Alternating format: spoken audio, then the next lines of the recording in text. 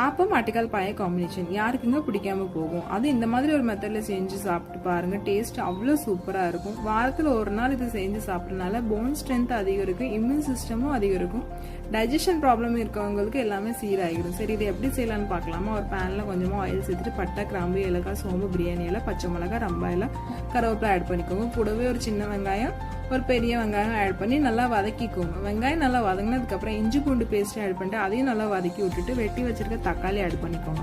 தக்காளி நல்லா வெந்து வரும்போது மஞ்சள் பொடி, மிளகாய் பொடி, தனியா பொடி, ஜீரகத்தூள், கரம் மசாலா, மிளகுத்தூள் எல்லாத்தையுமே சேர்த்து ஆட் பண்ணிட்டு நல்லா வதக்கி விடுங்க.